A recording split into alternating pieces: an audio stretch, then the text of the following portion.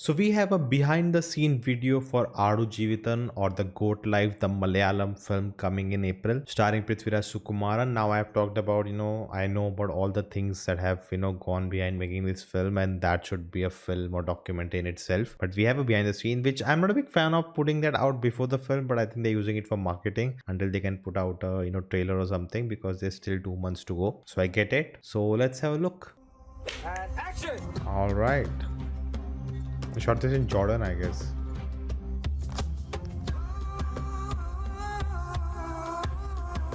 What we see and what reality is. ഞാനിപ്പോൾ ജോർദാനിലെ വാദിറാം മരുഭൂമിയിലാണുള്ളത്. ഈ cinema ചിത്രീകരണവുമായി മുന്നോട്ട് പോകുമ്പോൾ ഓർക്കുന്നത് 10-15 വർഷങ്ങൾക്ക് മുമ്പ് ആടുജീവിതം നോവൽ എഴുതാനിടയായ കാരണങ്ങളും ആ നോവൽ എഴുതിയ ദിവസങ്ങളുമൊക്കെയാണ്.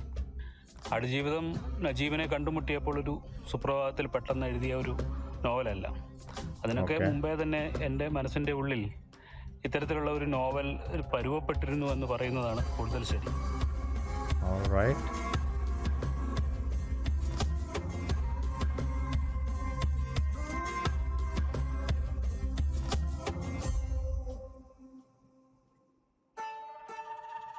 I have not read it, by the way.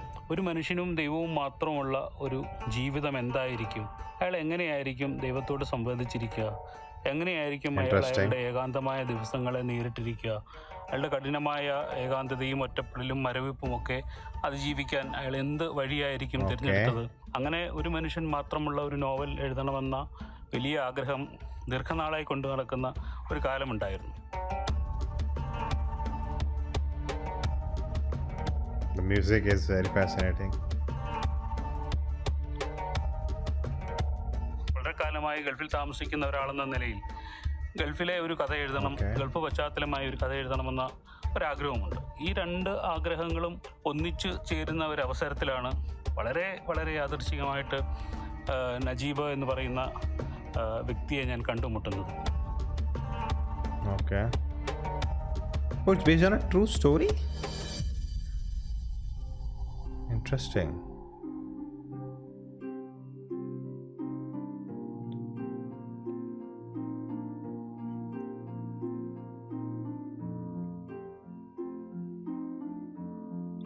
അത്രയൊന്നും സംസാരിക്കുന്ന ആളൊന്നും ആയിരുന്നില്ല നജീബ്. വളരെ കുറച്ച് മാത്രം സംസാരിക്കുക, അയാൾ തൻ്റെ ജീവിതത്തിൽ അനുഭവിച്ചത് എന്താണ് എന്ന് ആരോടും പറയാതിരിക്കുക എന്നതായിരുന്നു അയാൾ എടുത്ത ഒരു നിലപാട്.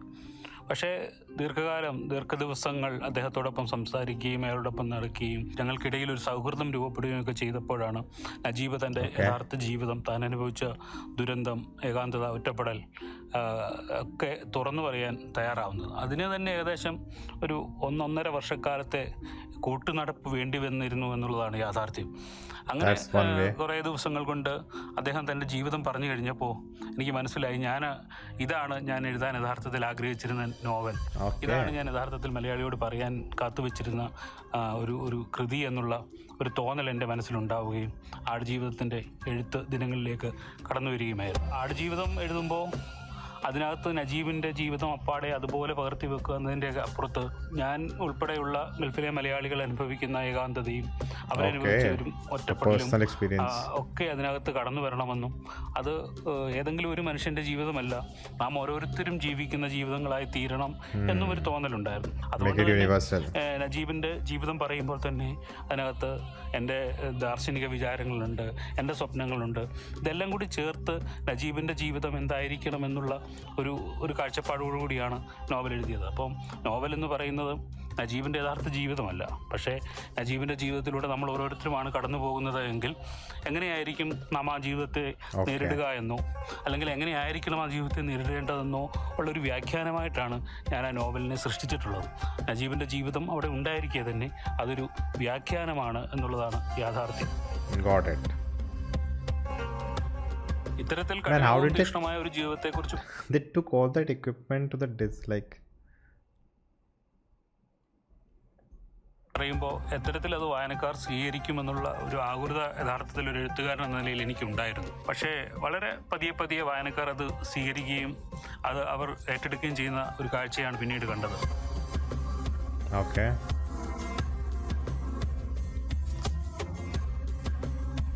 150, 250, what does it say? നോവലിറങ്ങി ഉടൻ തന്നെ പലതരത്തിലുള്ള അവാർഡുകൾ, അബുദാബി ശക്തി അവാർഡ് ഉൾപ്പെടെ Okay. കേരള സാഹിത്യ അക്കാദമി പുരസ്കാരം ഉൾപ്പെടെയുള്ള പുരസ്കാരങ്ങൾ വരികയും വായനക്കാർ അത് ഏറ്റെടുക്കുകയും ചെയ്തു. Oh, there are reviews for it.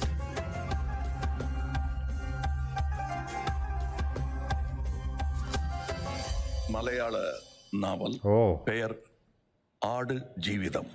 இது தமிழ்ல 2 மொழிபெயர்ப்புகள் வந்திருக்கின்றன. இதை எழுதியவர் பெயர் ബെന്യാമിൻ. ഇറങ്ങിയ കാലത്ത് തന്നെ ആടുജീവിതം ഒരു സിനിമയാക്കിയാൽ എന്താണ് എന്നുള്ള ഒരു തോന്നൽ ഉണ്ടാവുകയും ഞാനും ബ്ലിസ് സാറും തമ്മിൽ അതിനെക്കുറിച്ച് വളരെ ആഴത്തിൽ ചിന്തിക്കുകയും അങ്ങനെ ഒരു തീരുമാനത്തിലെത്തപ്പെടുകയും ചെയ്തു. പക്ഷേ അത് കഴിഞ്ഞിട്ടിപ്പോൾ ഏകദേശം 10 വർഷം കഴിയുന്നു. പുസ്തകം പുറത്തിറങ്ങിയിട്ട് 10 വർഷം കഴിയുന്നു. ഈ 10 വർഷവും ഞങ്ങൾ സിനിമയെക്കുറിച്ച് സ്വപ്നം കാണുകയായിരുന്നു എന്നുള്ളതാണ് യാഥാർത്ഥ്യം. അതുകൊണ്ട് തന്നെ ഈ അവസാനം ചിത്രീകരണ ഘട്ടത്തിലെത്തി നിൽക്കുമ്പോൾ അതൊരു വലിയ സ്വപ്ന സാക്ഷാത്കാരമായി തീരുന്നുണ്ട് എന്നുള്ളത് വലിയ സന്തോഷമുള്ള കാര്യമാണ്.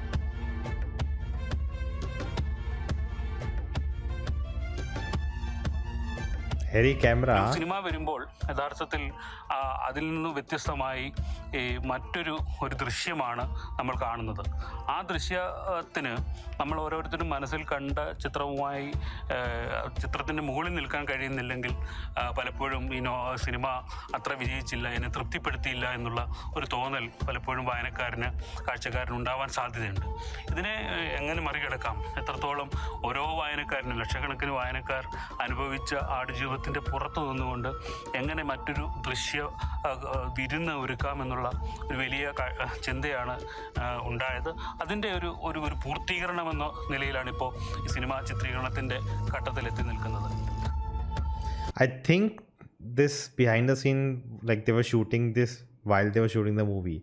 And I think this is before that COVID happened and they got stuck, because he says 10 years and I think it's been 15 years now since they were trying to make this movie. So that's what I'm thinking, because I don't see anyone wearing mask or something. So maybe this is all shot before the pandemic.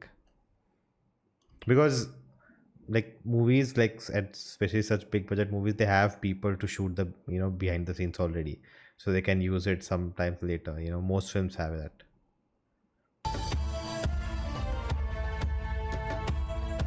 Novel അതുപോലെ പകർത്തി വെക്കുന്നതിന് പകരം അതിൽ നിന്ന് എടുക്കാവുന്ന മികച്ച ദൃശ്യങ്ങളും മികച്ച വൈകാരിക നിമിഷങ്ങളും നജീബ് കടന്നുപോയിട്ടുള്ള ഓരോ സംഘർഷാത്മക നിമിഷങ്ങളും ഒക്കെ ചേർത്ത് വെച്ചുകൊണ്ടാണ് ഈ സിനിമ മുന്നോട്ട് കൊണ്ടുപോകാൻ, അതൊരു ദൃശ്യാനുഭവമായി മാറ്റുവാൻ ഞങ്ങൾ ശ്രമിച്ചിട്ടുള്ളത്.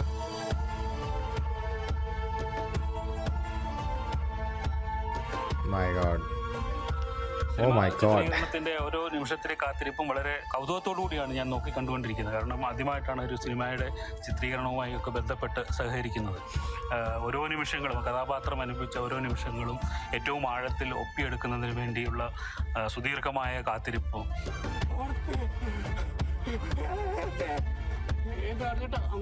ചിലപ്പോൾ ഒരു സായാഹ്നത്തെ ഒപ്പിയെടുക്കുന്നതിന് വേണ്ടി, ഒരു മൂടിക്കെട്ടിയ അന്തരീക്ഷത്തെ ഒപ്പിയെടുക്കുന്നതിന് വേണ്ടി, ഒരു മഴ ദിവസത്തെ ഒപ്പിയെടുക്കുന്നതിന് വേണ്ടി, തണുപ്പ് നിറഞ്ഞ ഒരു പ്രഭാതത്തെ ഒപ്പിയെടുക്കുന്നതിന് വേണ്ടി, അല്ലെങ്കിൽ ചൂടുള്ള ഒരു പകലിനെ പകർത്തുന്നതിന് വേണ്ടിയൊക്കെ സുദീർഘമായ ഒരു കാത്തിരിപ്പ്. അതിന് ഏറ്റവും സന്തോഷം തോന്നുന്ന കാര്യം എന്താണെന്ന് ചോദിച്ചാൽ, ഇന്ത്യയിലെ തന്നെ അല്ലെങ്കിൽ ലോകത്തിലെ തന്നെ ഏറ്റവും മികച്ച കലാകാരന്മാരും ആർട്ടിസ്റ്റുകളും അല്ലെങ്കിൽ അതുമായി ബന്ധപ്പെട്ട പ്രവർത്തകരുമാണ് സിനിമയെ സഹകരിക്കുന്നത്.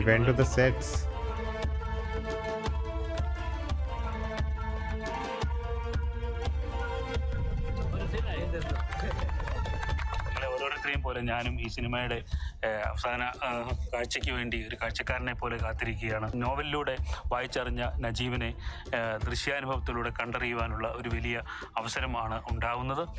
അതിലേക്കായി നമുക്ക് ഓരോരുത്തർക്കും കാത്തിരിക്കാം. മികച്ച ദൃശ്യാനുഭവം നമുക്ക് ഓരോരുത്തർക്കും ലഭ്യമാകുമെന്ന കാര്യത്തിൽ യാതൊരു സംശയവും. All right.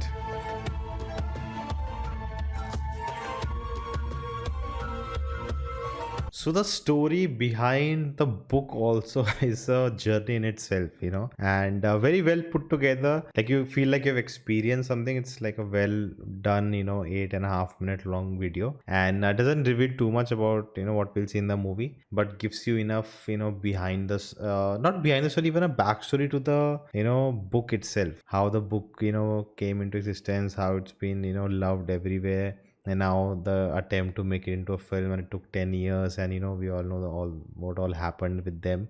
So it just excites you definitely for what's gonna be next, but also make you value it more in a sense. I think that's also what they're going for. Now it's coming on April. I think they were said they were going for film festivals, which I should like. They should do that, because I think any film based on a big novel, very well known novel, and he got so many awards for it, so it will get a lot of interest from west, and maybe it does the award for awards and festivals and makes up a name, and the Oscar buzz created for it. But at the end of the day, it has to be a really good visual experience, which we'll see in April. But really looking forward to it. I think it's just been now, just give us a trailer and just a movie.